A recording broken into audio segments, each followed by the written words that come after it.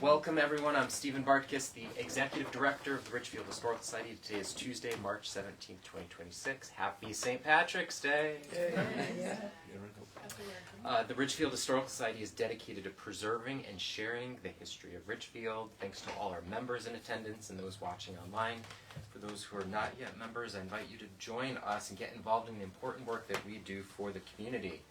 I wanted to briefly mention a couple of our upcoming programs before we get started today. So we're very close to April, which is Battle of Ridgefield month. So on Thursday, April 23rd, Dr. Kevin McBride is going to share the remarkable findings that his team has made over the past year for our Battle of Ridgefield archaeology project. Please join us that evening at the Ridgefield Library. On Saturday, April 25th, our Battle of Ridgefield walking tours will take place on Main Street, where Revolutionary War characters are brought to life by actors in period costumes. This is a really fun annual event that we do.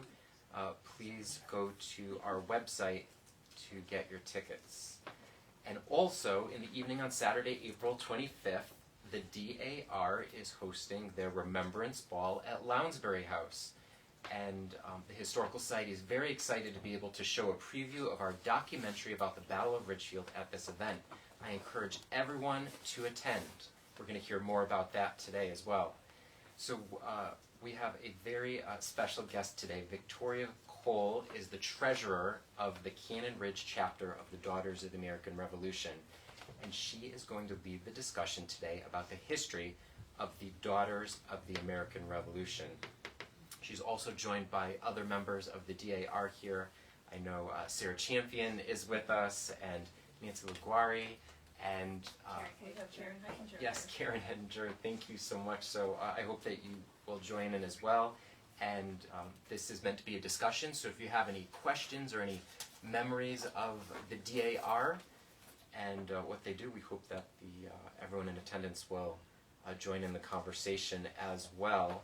And I just also wanted to say that we're just so proud to be nonprofit partners with the Daughters of the American Revolution. They do so much great work here, which you'll hear about in Ridgefield. Wonderful historic preservation work, and they were the sponsors for our grant application to the National Society of the Daughters of the American Revolution, which allowed us to secure a very nice grant to help us restore the roof on the old Branchville schoolhouse. So we thank them for their continuing support of the work that we do here in Ridgefield. So with that, I am going to hand it over to Victoria. Hi.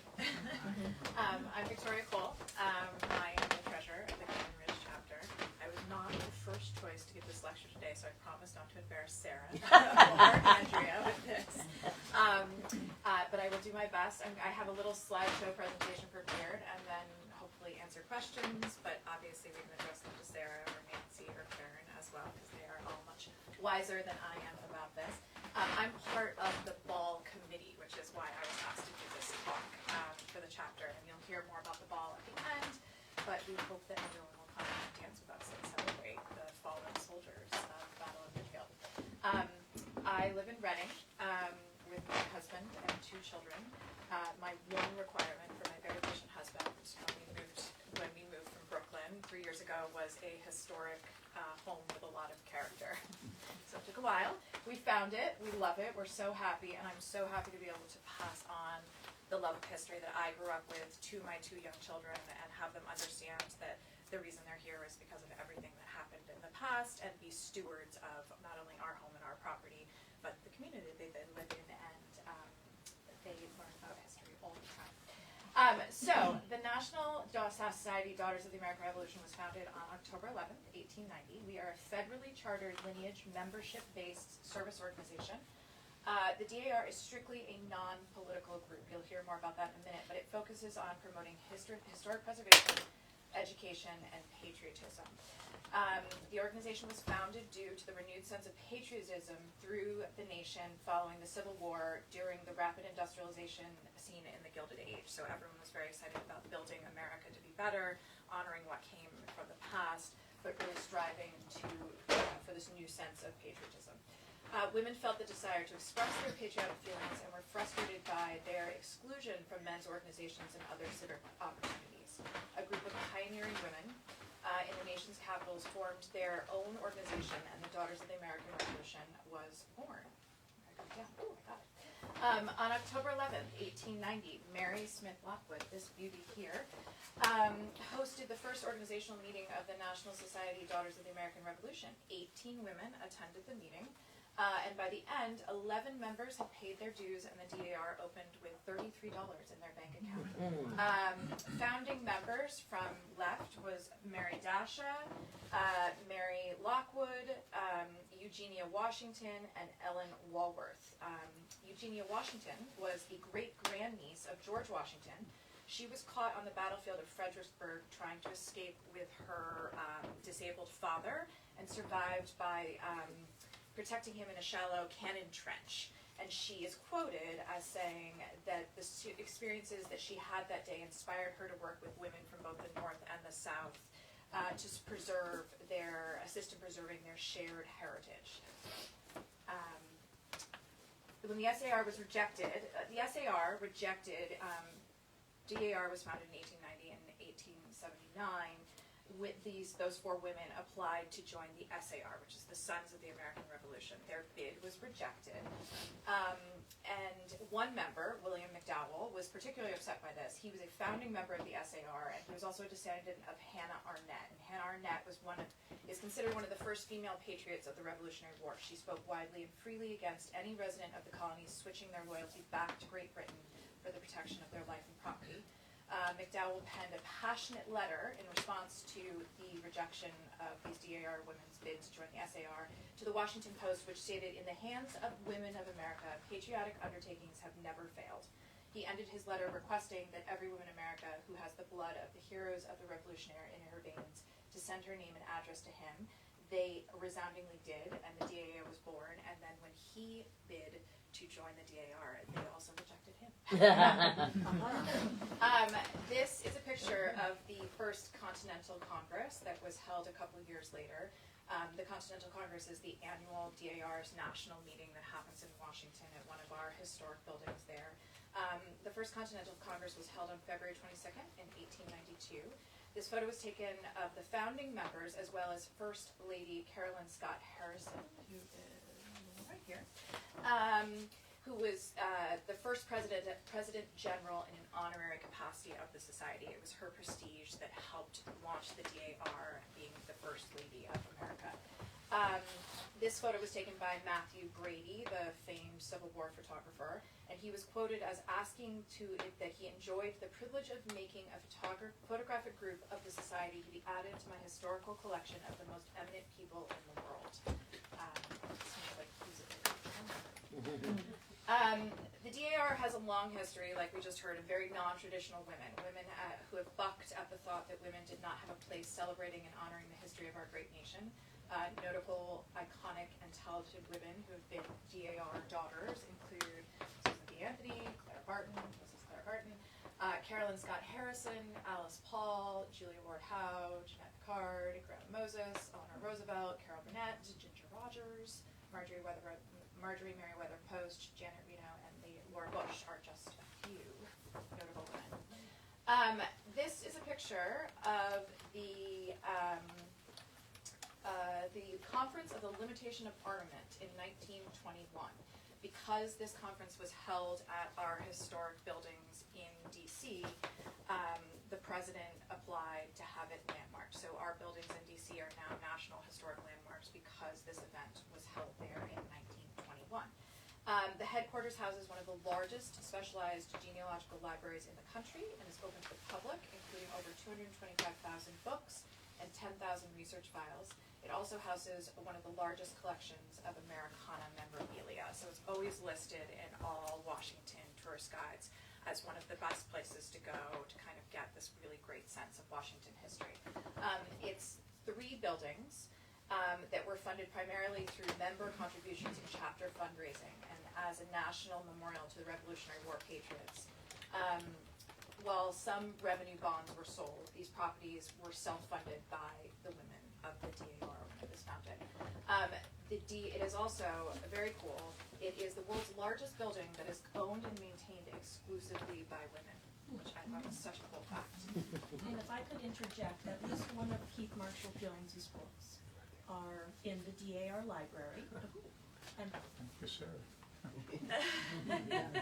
so thank you for that. So that's about the national DAR, and then you may recognize these two beauties. Cannon Ridge chapter of DAR was founded in April of 2021 by the intrepid Andrea Beebe and Sarah Champion, together with other daughters who joined from existing area chapters. We're 5 years young. The chapter now has 40 active members who participate in accordance with their varying interests. Charity and service work is one of our core pillars of our chapter, and we work with many local charities and organizations and hold many events through the year. You'll hear about some of them in a bit. We are active, we're multi-generational and community focused. We really do enjoy working together. We always have a really good time when we're together. A noted Ridgefield resident, suffragette Mary Louise Olcott, the owner of Casagmo, was a member of DAR. A list of all of our achievements, including over 7,500 chapter hours of community service in 2025 alone. These are pictures of some of our Quilt of Valor recipients. Every year our chapter makes a quilt, and it's a beautiful ceremony where we wrap it around a deserving veteran from the community. We have a historic book club. We're currently reading My Brother Sam is Dead, and then going to do a luncheon and a tour of Putnam Park in the spring. History workshops such as this. I learned to knit recently. I'm very proud of myself. We've had bulb sales and educational tents at local events. We provide baked goods for the Veterans Day celebration at Lansbury House, which I'm sure all of you have been to, but is one of my favorite every year. We adopt Gold Star families for the holidays. We made these really incredible, here they are, welcome baskets. Here's the ladies assembling them, and here they are, for the Homes of the Brave in Bridgeport that held toothbrushes, lotions, socks, welcome hygiene things. We adopt families for Thanksgiving. We cleaned gravestones with the help and leadership of Sarah Champion for every Revolutionary War veteran, every Revolutionary War soldier that fell and is buried here in Ridgefield. We cleaned their graves, and we put together a nice biography book. I think you have a copy of it, right? Of all of the little bio of everyone who's been buried in Ridgefield. Wreath laying, more bulb sales. Revolutionary War site field trips, Valentine's Day for veterans. We did 250 Valentine's Day packages for 250 veterans this year. We offer a high school scholarship for a local Ridgefield senior. Good Citizen Awards for civic-minded students at the high school. The grant for the new roof, which Stephen mentioned earlier, and we work with roar therapy dogs to teach history in local elementary schools. And this is just a quick synopsis of things we do. Some more pictures of us in all of our glory. This was really fun. This was the Valentine's Day for veterans with the local Girl Scout troop, and they helped us put these together. Those are my girls. A little bit about my personal story. I grew up with all the lore that comes from a family that's been in one area for a very long time. My husband jokingly said yesterday that he was appalled that he stopped counting it. 40 relatives or so that I could have gone back to. He's like, you are so bossy. We still go to my great-grandmother's house every summer. My father was a U.S. history major in college, so we regularly went to historical sites on vacation. My brother and I were imprinted from such a young age that for our love of history and this really great sense of the fact that we have been here for so long, that we helped bring this, our ancestors helped bring this country up and felt very patriotic in our understanding of that. My patriot is Christopher Weber. He was a major. He's from Walpole, New Hampshire, 1733 to 1833. He was part of the 16th New Hampshire Militia Regiment that was mustered in September of 1777 to reinforce the Continental Army operations at the Battle of Saratoga. He rose to the rank of colonel. He gained distinction from representing Walpole at the Provincial Congress in Exeter. I'm sure you guys all know, but a quick recap. The provincial congresses were critical to legal and organizational framework that allowed the colonies to function as independent states during the transition from British rule. He led a company that saw significant action during the Bennington and Saratoga campaigns. And after the Battle of Bennington, I read that he stayed behind to oversee the sale and division of captured property, so kind of pirating, booty grabbing. And then Nancy Liguori and I had this very fun connection, which I think is such a tribute to why I love being part of this group, that her patriot, Aaron Graves, and my patriot were both from Walpole, New Hampshire, and Aaron actually served under my patriot at the Battle of Bennington and Saratoga, which is so cool. And then to lead on to that, this is a list of all of the different patriots from our chapter alone. So again, amazing that here we are in Connecticut honoring this history and together as a group of women, and our patriots come from all of these different places throughout the country. Victoria, I can't read it from here. Give us a clue. What Massachusetts, states? New York, Connecticut, Maryland, New Jersey, New Hampshire, Virginia, North Carolina. So fun that we're now all connected through all these other patriots that may have fought on either side. We don't know. A patriot is a person who aided in achieving American independence. They did not have to be a combatant. That's a fun fact as well. The Cannon Ridge chapter of the DAR is hosting a Remembrance Ball and Parade. So on April 25th, starting at 12, with the Gould's Dragoons. So Abraham Gould of Fairfield was killed at the Battle of Ridgefield.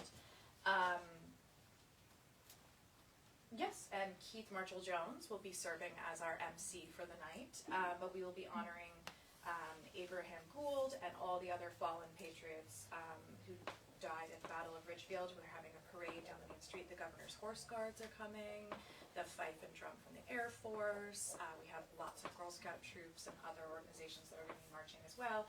We're laying wreaths at the plaque in Ballard Park to honor the patriots, and then later that evening we're having this black tie gala. And this kind of goes back to all of the things that we've done in the community for Ridgefield so far and in the local areas. We really wanted to do more, so this ball is our big fundraising push. We're hoping to fill our coffers and be able to do more good and contribute more to all of the historic preservation efforts and education that we all love so much. So we hope to see you there. How the DAR works. The DAR focuses on lineal bloodline descendant from a Revolutionary War patriot using the free online GRS system. Applicants must provide documented evidence, birth, marriage, death certificates for each generation, linking them to an ancestor who provided military, civil, or patriotic service between 1775 and 1783. So you can contact the Cannon Ridge chapter. Every chapter has a genealogical specialist. Ours just happens to be Sarah. And so she is wonderful if you are interested or have anyone who is interested. It's not as much work as it seems. Sarah does an amazing job of organizing and doing all of the heavy lifting for you, doing the research and making sure that we can identify. You submitted a completed application supported by documentation to prove parent-child relationships. But because of this GRS system, a lot of patriots have already been established, so you're really only doing the work for a couple of generations back to then be able to link yourself to one of those patriots that's already in the system. Existing records, types of service, qualifying service goes beyond military service. It includes supplying the Army, paying supply taxes, documentation, paying supply taxes, where am I? Serving in local governments or taking the loyalty oath. Since the inception of the DAR, it has admitted more than 1 million members. Today, the society has over 190,000 active members in over 3,000 chapters, and these dedicated daughters donate over 300,000 hours of community service annually. And then this is our little slide about the Remembrance Ball Parade. There's the QR code here if anyone is interested or wants to know more about us. This links to our website for both the ball and our general website as well. Thank you. Good job. Does anyone have any questions or stories or comments? I have a question for you. Do you have a home, a physical location? No, we do not. Are you looking for one? Yes, of course. Oh, yes, yeah. All right, there could be further conversations on that matter then. Okay, Okay. that's great. Other thing, how do you relate to the SAR in Fairfield County? Is there, A lot of our members' Yeah. husbands are Yeah. SAR, or brothers, or Brothers and sons, Sarah has Children. children, yeah. right. Sarah has a greater relationship than most of us probably, because she Right. helps them back and forth with their lineal support. But they are completely separate Completely legal separate, yeah. entities, Yeah, I discovered separate that. nonprofits, yeah. But the SAR will rely on DAR's proven documentation if you want to be a member of SAR and your patriot is already proven in DAR, you have a really solid chance of getting in because DAR is so particular about the documentation to prove the lineage. It doesn't quite go that easily the other way around, but maybe the SAR is tightening up their guidelines a little bit. But, yeah, we actually haven't done, although the SAR is joining us in our parade on April 25th, we don't have a strong connection built with them yet, so we're working on that. Yeah, a part of our big push now is because Sarah and Andrea did all the hard work to set up the chapter and get it established. We're now looking to push out, and we've made some really amazing connections with the other historical societies in the area and had really good meetings with them, and we've worked closely with Stephen, and so it's been nice to be able to have more of a presence, and we want even more of a presence, especially in such a historic area. I have a question. Wouldn't be eligible, Australian born but married to a long time DAR family. I know with the Scouts there's been a movement towards if girls want to be in Boy Scouts and boys and girls, etc. Is there a difference in what the SAR does and offers to what the DAR does and offers? Like is there more emphasis in service in one side than the other? Because we're in a time where some people identify differently. Right. I'm just curious whether that's something you've discussed or faced. As far as I know, they're still counting membership as your born sex. Mhm. I know that there have been some kerfluffles about it at the national level on both sides.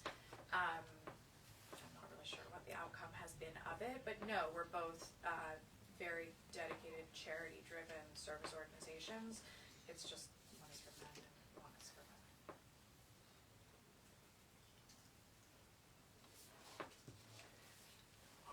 I'm wondering if you could talk a little bit more about Gould, who I think was killed in this area Yeah. near the Scott House. Yeah, he was. So, the great-grandson of their founder and fellow Gould's Dragoon Patriot Lieutenant Abraham Gould was killed in action as he led his men during some of the fiercest fighting in the Battle of Ridgefield. Yes, I believe it was like right in this area, over by Casagmo, the area, like, which is right there, in this area. But yeah, they were, Jennifer, our regent, which is the fancy word for president, she has a connection through her husband to Gould's Dragoons, so she was very excited. I think she met with a relative of his recently, a right? great-granddaughter Yeah, of Abraham. and she shared a lot of information with us about, their history, and, But apparently they wear very beautiful coat of arms, and they are coming regally dressed to the ball and for the parade. That's amazing. How many members are you in the Cannon Ridge chapter? 40. I'm sorry, 40? Yeah. always looking for Yeah. new members, so. Yeah, and we've had almost 50, but people pass on. Yeah. Kay Abels, who most of you knew, was one of our founding members.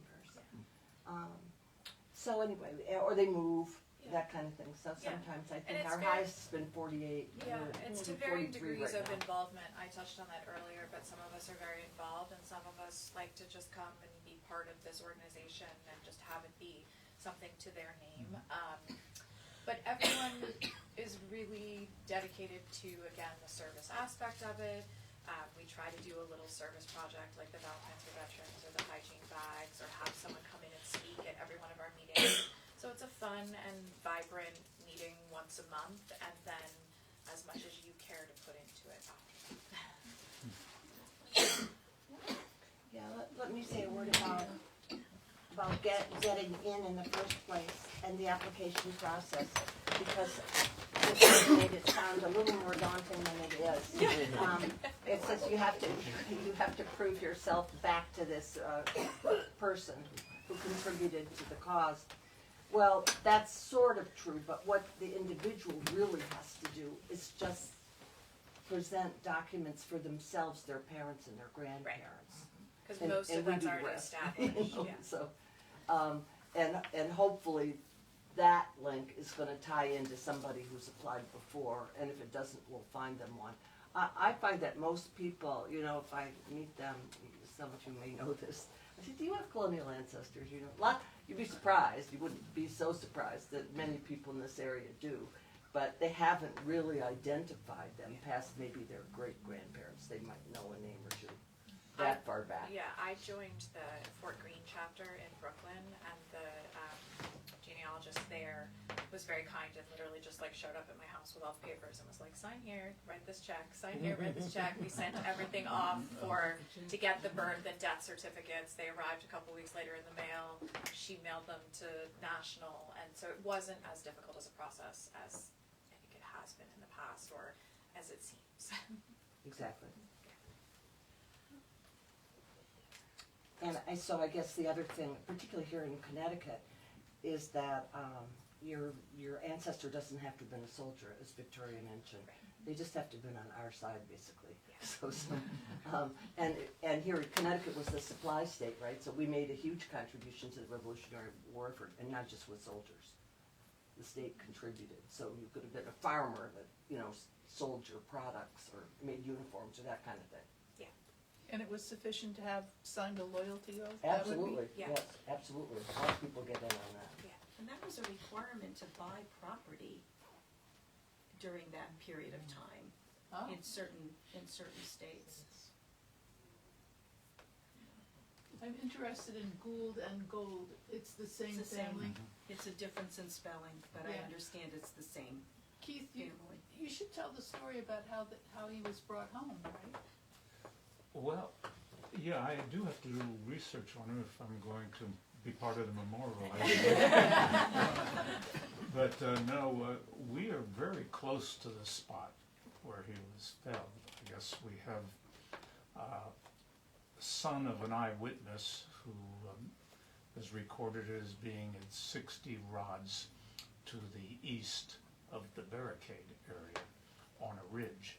And so this is the ridge that's to the east, and so somewhere in the top of this ridge is where he was felled, although the specific spot is speculative at that point. I mean, he traces back to the Gold family, which is one of the original ones of founding of Connecticut Colony back in the 1630s, and Connecticut Colony then opened up and Fairfield as kind of branches of the colony, and was subsumed into Connecticut Colony, and Connecticut Colony received its charter in 1662. So the Gold name goes back to the very beginning of the land grab that from the king that Connecticut pulled off, amazingly. And his fathers and grandfathers were magistrates, judges, all the way from the very beginning. So if there is such a thing as blue Connecticut blood, and blood that was spilled on the ground, Edward Gould is the example. But he died here. He was brought back He was too? brought back, I guess his horse is named Blackie. There was a water That's courier Blackie there there, that was executed only weeks before the Battle of Ridgefield. Ah. So, you can see he was a dignified figure on horseback, or at least the artist thought he was. And interestingly, he was the lieutenant colonel of the regiment. The colonel, Samuel Whiting, who might have been felled in his spot if he were here, wasn't here because he developed an eye problem crossing the Norwalk River. He got some kind of bacteria that took him out of action weeks before, And so the lieutenant colonel found himself in command of the regiment, and at that point in time, militia, you had to be led as a militiaman, and so militia officers were out in front, where line regiments in the British Army and the Continental Army officers led from the rear, and their casualty rate was suddenly lower. Militia officers had to inspire their men through leadership, and whether he was leading a retreat or whether he was just actually fell during the confusion, it's not clear. But he was taken back on his horse to Stratford and buried there, and another Stratford man, officer, was taken back with him who was killed, but another one was left behind, and we think maybe among those that are in the grave site where the skeletons have been found. So we're in contact with the Stratford Historical Society ultimately to determine through DNA whether in fact one of the 7 remains is in fact a Stratford man. And so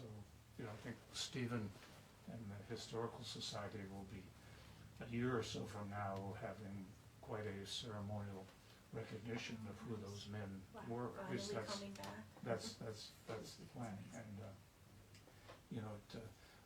there's a possibility of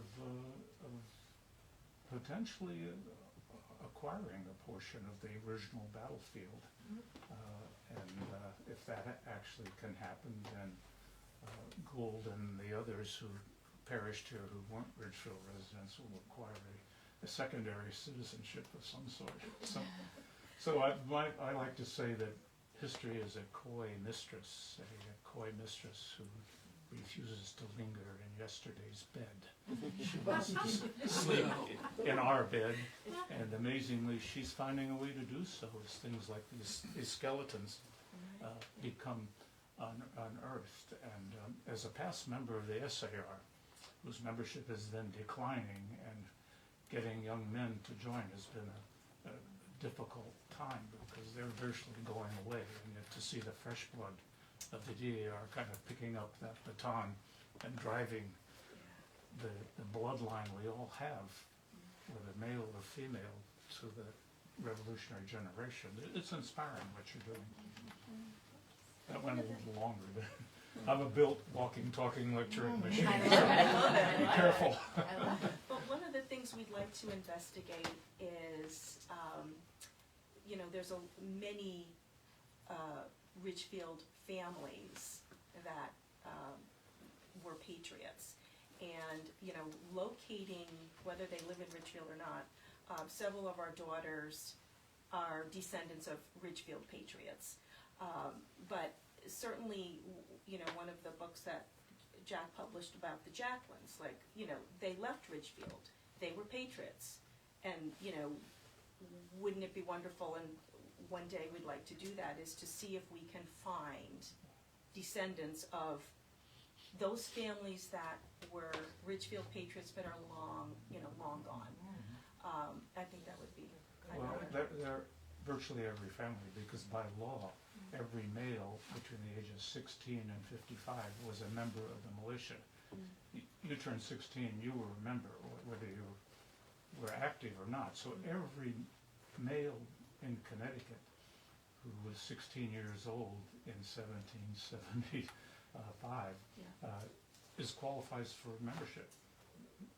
It's that, but most people don't know that they are in fact in the bloodline.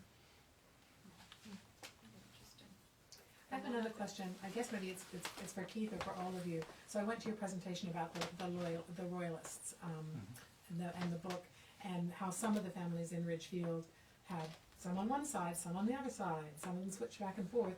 So one's lineage has to be connected to, like, let's say you had an 8th generation uncle who was on the Patriot side, but the brother of the uncle who you were descended from was from the other side. Would that disqualify someone, or?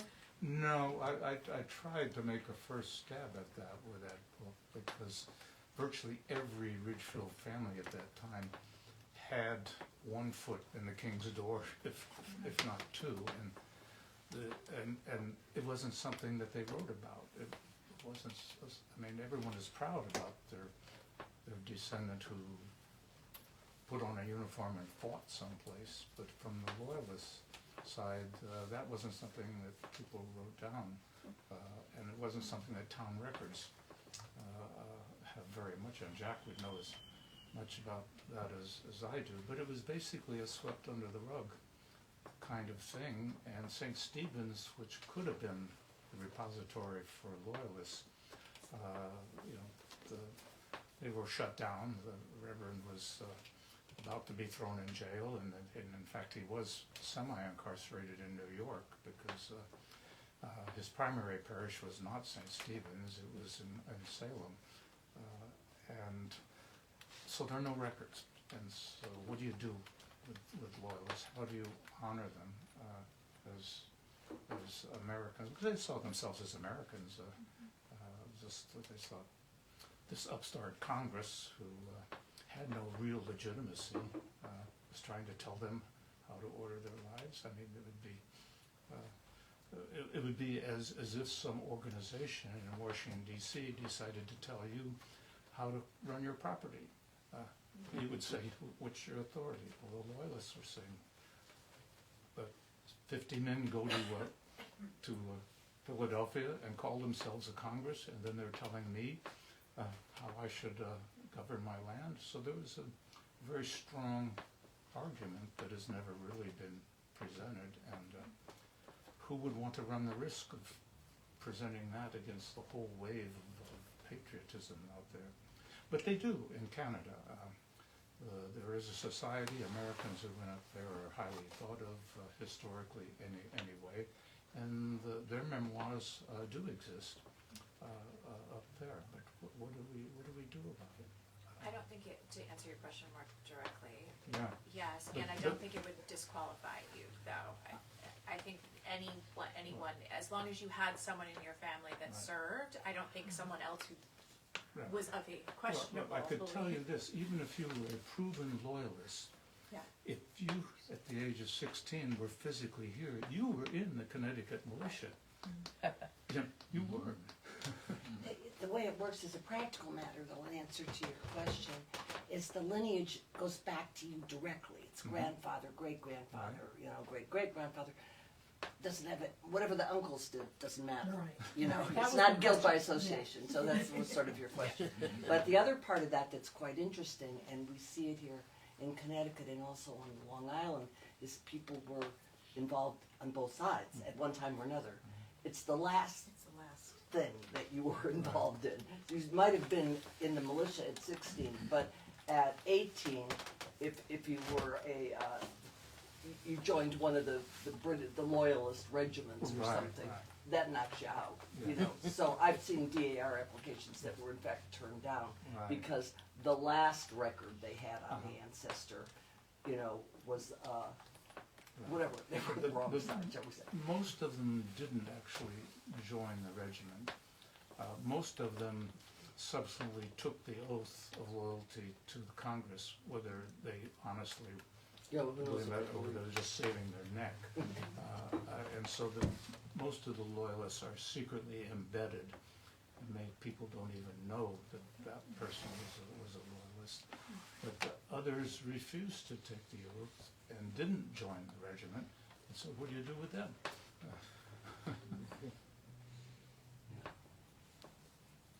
Well, exactly, because one is looking for records, you know, Yeah, and right. then if there's no records, so. Right. I think you're sort of given the benefit of the doubt unless there's some record that says otherwise, you know. Yeah, and I think many who took the oath did have a change of heart and did see that the wind was blowing in a different direction and did honestly affirm their loyalty to the Continental Congress and the United States. So how you tell one from the other, you don't turn it over and look for sexual identification. Nancy, I was wondering if you could share your Revolutionary War ancestor story. It's a fascinating one. Oh, sure, I'd be happy to. In fact, this is quoted in your book, Keith, in your latest book. So I have a very brief story about one of my patriots who was at the Battle of Ridgefield, and this is a family story that was transcribed from a written record from 1850. And one of my patriots, John Eels, he was a fifer, and he was in the 9th Connecticut Militia under Colonel John Meade's regiment. And as the story is told by his son, I'll just read this one paragraph. The company was called out when Danbury was burned, and my father went and served with the said company and was in the battle at Ridgefield, where General Arnold had his horse killed, Worcester, when he fell, mortally wounded from his horse. I have often heard my father tell the story of that battle, that he saw General Worcester when he put his foot in the stirrup and mounted his horse and gave orders to the militia to retreat, as the British Army had now to pursue General Arnold and his regulars, and wheeled about to go back to their shipping. And father, having just discharged his musket, thought it not best to retreat with an empty gun. He loaded his musket, and when he was just on the start, when the belt of his cartridge box broke and spilled out all of his cartridges, he stooped down to pick them up, and when he rose up to run, he found himself far behind his comrades, and but a few rods in advance of the British Army. He ran a short distance, and the balls flew thick, that he stopped for a minute behind a large chestnut tree in hopes that the shower would abate, as there seemed to be no cessation of the firing. He again retreated with all possible speed, and finally crept without injury. Doesn't get better than that. Yeah, yeah. That's So incredible. That's my little story, yes. Thank you. And the ironic thing is, I've lived here almost 30 years. I didn't know I had connections to Ridgefield or New Canaan, really, until like the last 4 years. And to think, I'm driving on Route 116, where, I had an ancestor probably marching down that same path is quite interesting. So, I'm thankful to, my interest in history and my membership in DAR has really helped me learn all of this information. And the connections that we make with everybody are just extraordinary. So. Thanks for sharing. It's remarkable because in our archaeology project, the archaeologists are actually finding evidence of what you just described, areas where they think patriots were, spilling their ammo. So that's a really interesting connection. Sarah, do you have a Revolutionary War ancestor that you'd like to talk about?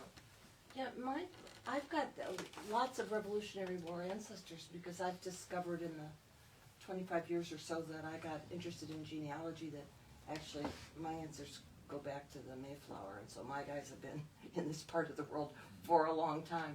And it turned out that I do have lots of patriot ancestors, but they were like mostly little militia people. Nobody that's done anything that was interesting enough to have someone else write about.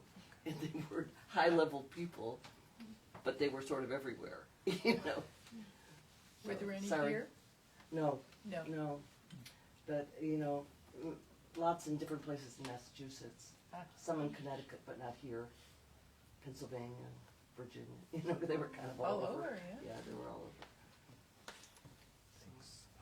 Karen, do you have any revolutionary ancestors you'd like to talk about? My guy was Gabriel Van Cott in Hempstead, Long Island.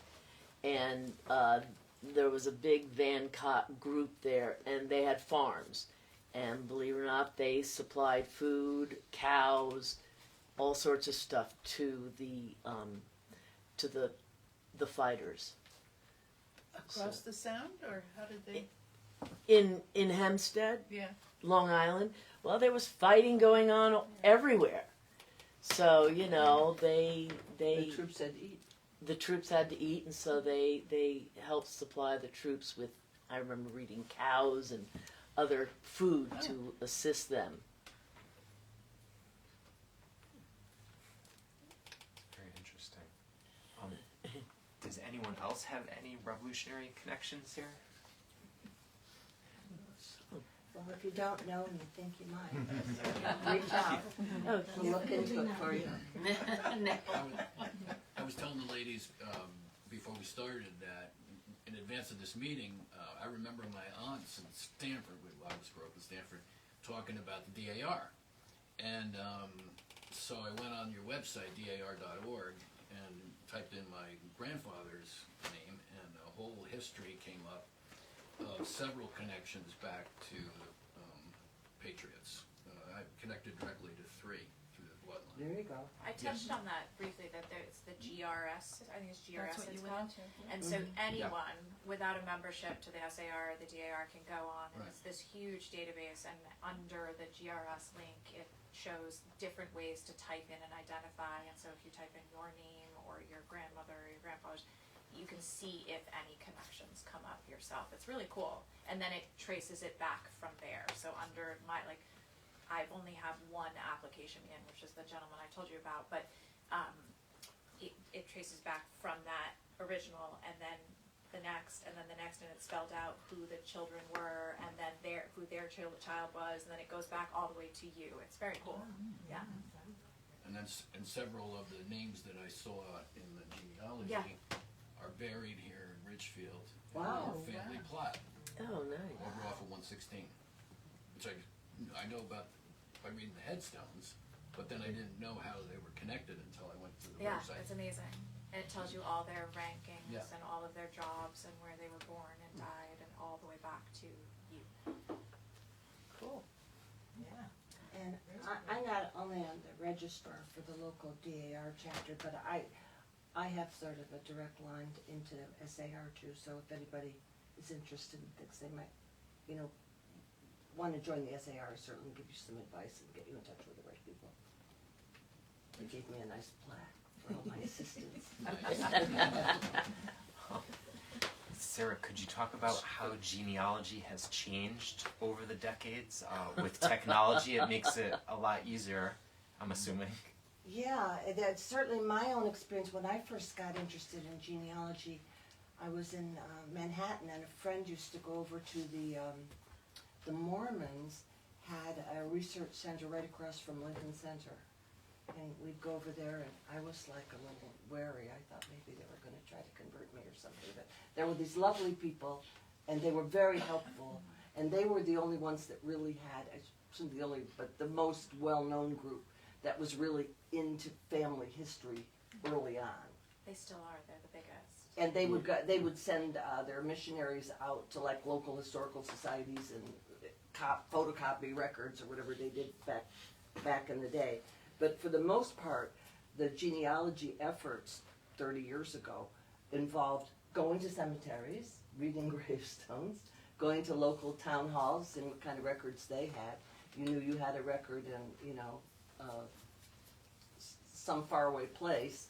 You wrote to that town to see what the town had and the historical society. It was very much like you had to go there. And of course the huge difference is there's so much online. So now, not everything, there's still some records that aren't online, but they're more every day. So that's the big difference. My husband was helping me with mine yesterday to find information about Weber, and he was blown away just in the past couple of years since he went on Ancestry last time, how much it's changed, especially with AI, like the amount of records that are available, the amount of documents that in Ancestry, it's all these little green flags, and I think he said he had 1,000 green flags to go back and sort through, because there's so much more information out there, and it is the Mormons. The Mormons have one of the largest, and they're researching everyone, not just themselves. Back in the 1980s, the New England Historic Genealogical Society, which is now called American Ancestors. American Ancestors, used to loan books by mail, and that's how I would get a lot of local history and genealogical history by looking at their library, which was, I think in a booklet form, and selecting books, you could pick maybe 3 at a time, and they would mail them to you. You would do your research and send them back, and some of these books were 100 years old, 125, 50 years old. So it was, now all those books are digitized, and you can, Well, they aren't all. most of, what? Yeah, There's, some there- that are. yeah, there's, they have a library on Newbury Street there. Where those books reside. Was your bulletin board genealogical too? Yes, we had, Back in the early days of, in the 80s, I ran a genealogical bulletin board called The Source of Magic, where we had genealogy database programs that you could download, and people could exchange information on their family histories, and they could, it was part of a network, I can't remember what it was called, but of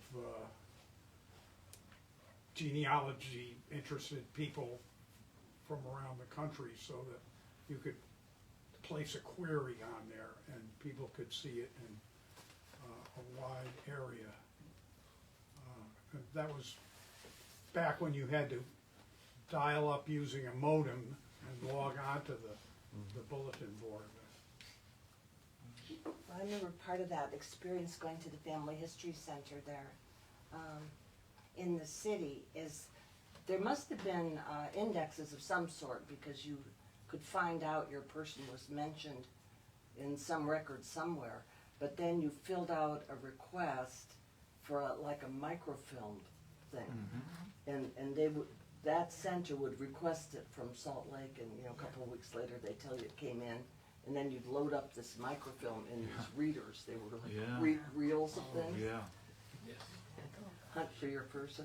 Yes. You could buy microfiche. Oh, in microfiche, sure. Microfiche from the Mormons, and I had loads of those. It's like film that is about this size, and had a heck of a time finding a microfiche reader, but because they were already antique by the time. There's one other incredible resource of information. I guess I was remiss earlier in my writing about loyalists. Jack had built a file, and there was, at some point, I think you were going to produce something regarding the Ridgefield loyalists, and when I mentioned what I was doing, he basically sent to me all of his records on individual loyalists. That probably took a year out of the research that I would have had to done, and so the spade work began with the stuff that you had, and you are a walking resource. Yeah, really. I'm glad you took it over. So, right, when the Patriots go to burn a house, that'll be mine instead of yours. We should have it, Daughters of the American Loyalists, Jack.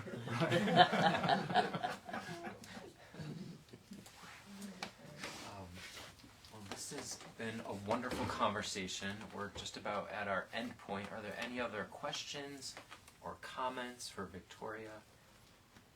And just one, how many chapters are there in Connecticut? oh, that's a good question. I don't know that. I think it's 49.